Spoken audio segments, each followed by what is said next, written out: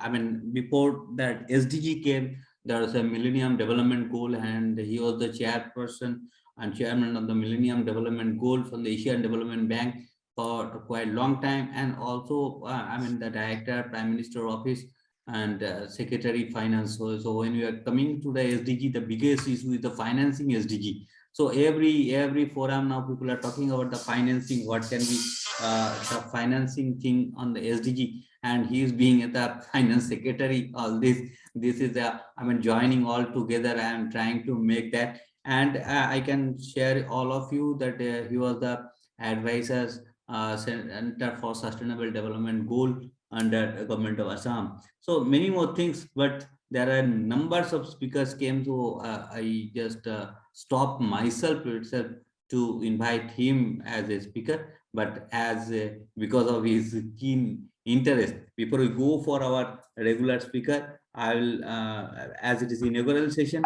so I will request Dr. Siladitya Chatterjee, former IAS officer, and also in a different role he played, as I mentioned you, particularly in Asian Development Bank and Manila, Philippines. Few words, Dr. Chatterjee. You are muted. You are muted. Please unmute yourself. Yeah, thanks, Jayanto.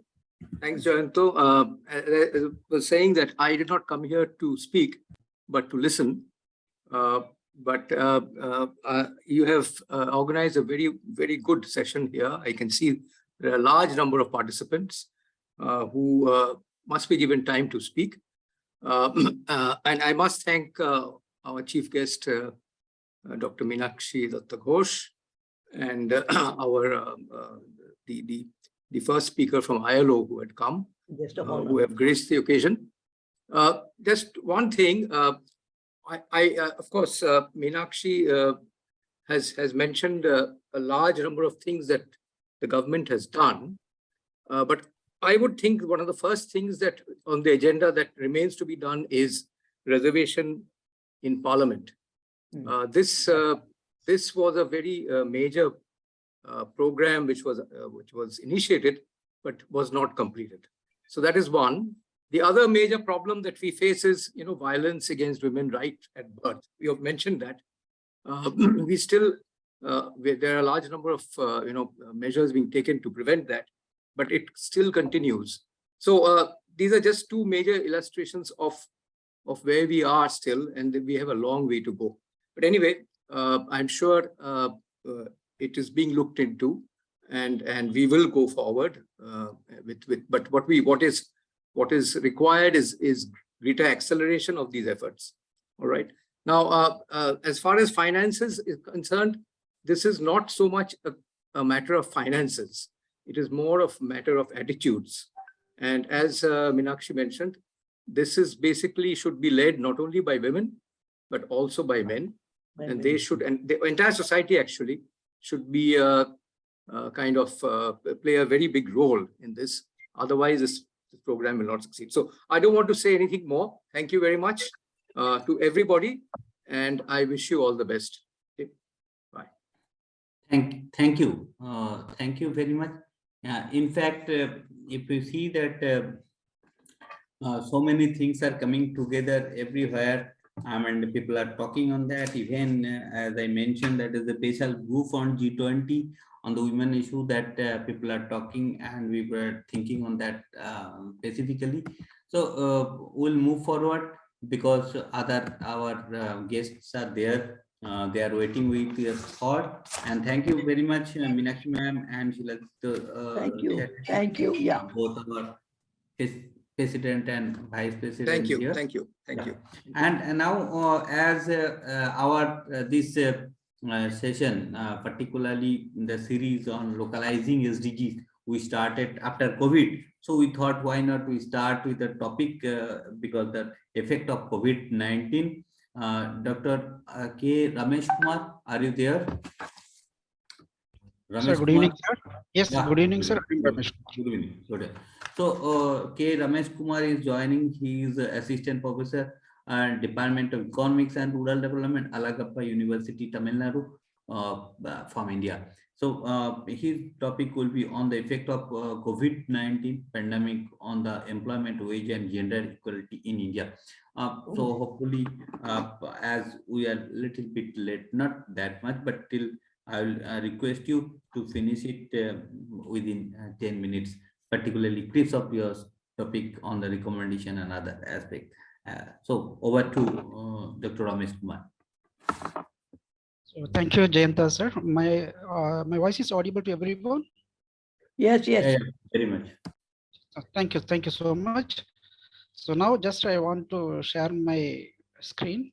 Then after that we can.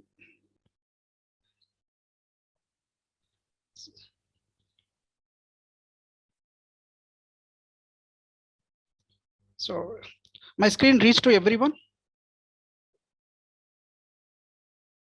Yes, sir, it is. Thank you. So first of all, good evening to everyone.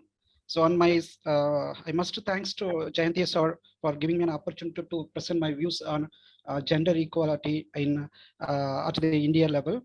So this is my straight away I'm going to topic and we can discuss one by one. So my topic is effect of COVID-19 pandemic on the employment, wage, and the gender equality in India. So I already, Jayanta sir introduced myself. So again, I am introducing myself, Dr. K. Ramesh Kumar, working as an assistant professor in the Department of Economics and Rural Development in Alagappa University in Tamil Nadu. So now I am moving to first slide.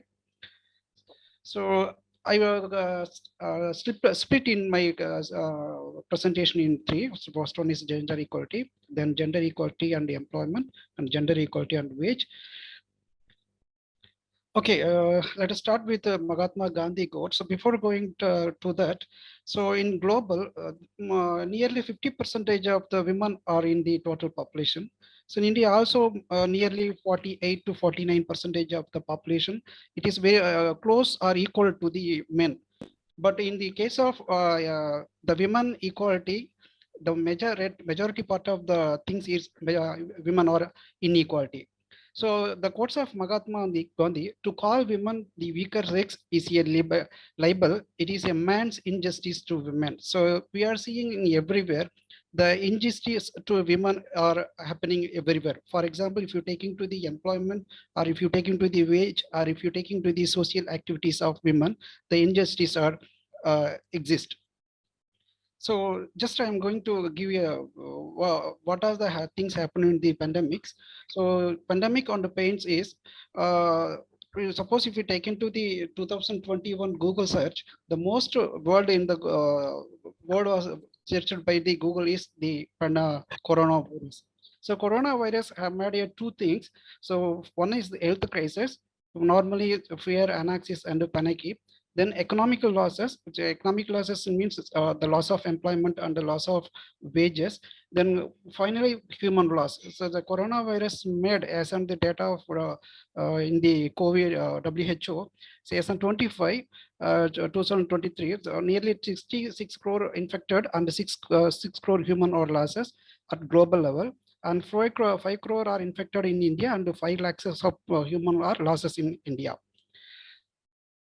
So already the maximum pointed out the what are the important things happened in the COVID-19 by the women.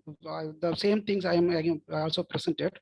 So COVID-19 infected people all gender and all ages. In India, it's more than 80% of women are nurses and midwives. They supported to for COVID-19 time. So women spending more hours caring for children, their elderly and sick family members, and more other personal protective equipments are often designed and sized for men. More expensive for the virus. Only 70%. Suppose we are globally we are reached at the maximum of vaccinated. Unfortunately, it's a women as on the 2021 data. So only 70% of the women are vaccinated. So I think I mentioned already earlier. So what is equalities? So equalities means the absence of discrimination in all human resource practices. So the definitions given by the ILO in 2022. So discriminations in the recruitment, discrimination in the remuneration, discrimination in social or other employment benefits, discrimination in terms and conditions of work, access to vocational training, advancement and promotions, and then termination of employment and contract. So last 2-3 months, we are seeing many companies are terminating their employees. Then elements of discrimination and an act of making a distinction, exclusion, or preference of someone or a group over another on others. The act was based on the prohibited ground in the name of sex, ethnicity, and etc. And the outcome of the act has negative impact on a certain group of workers on an individual.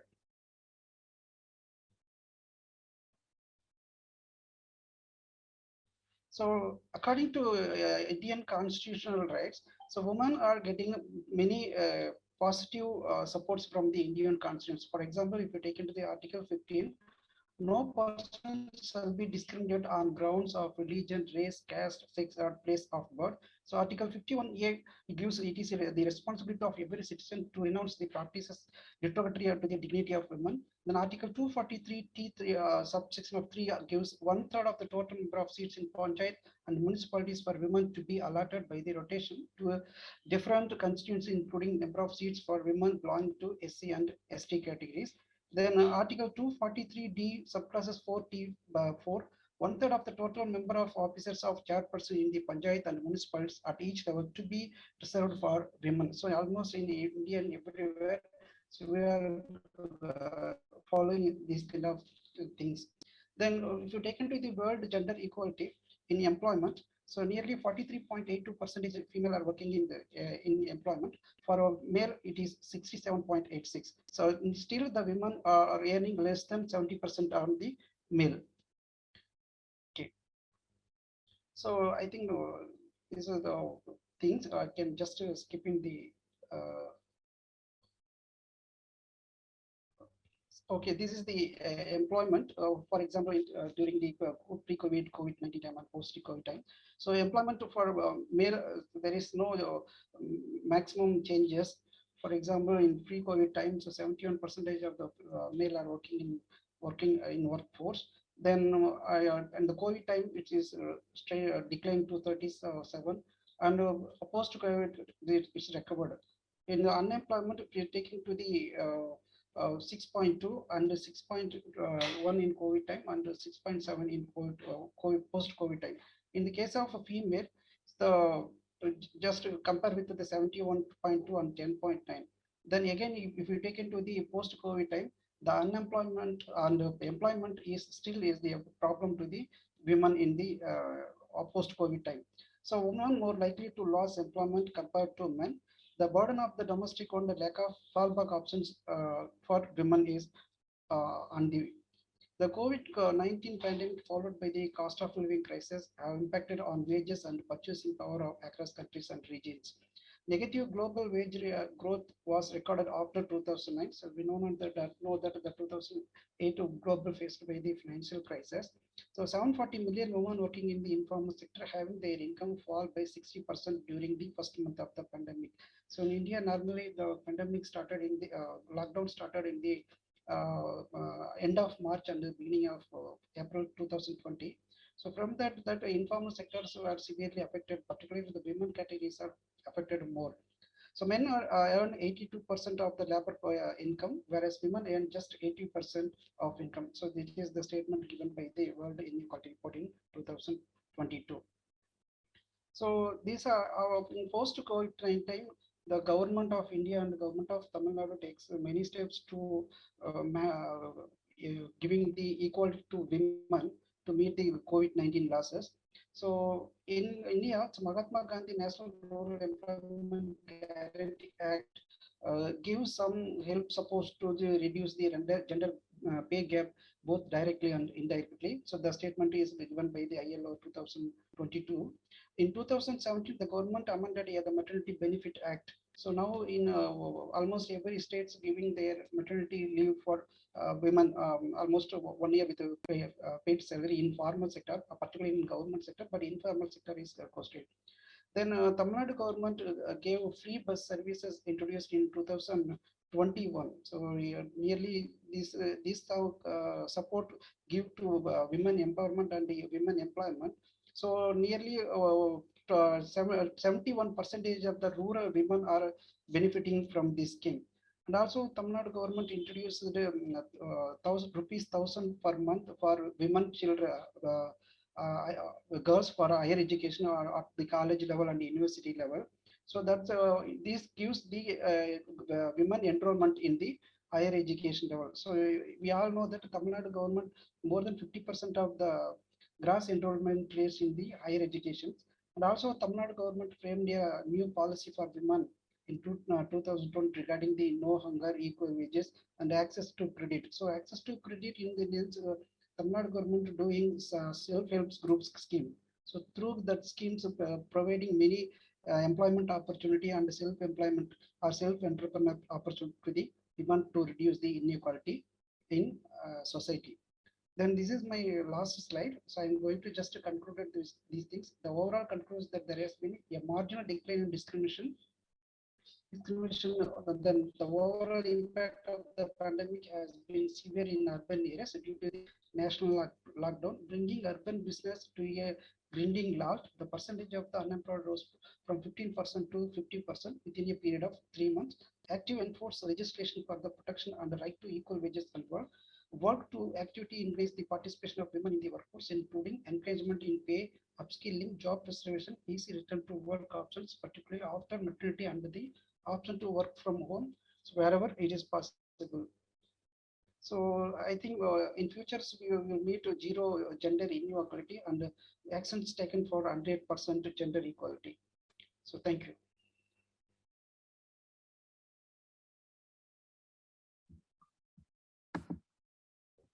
Thank you very much.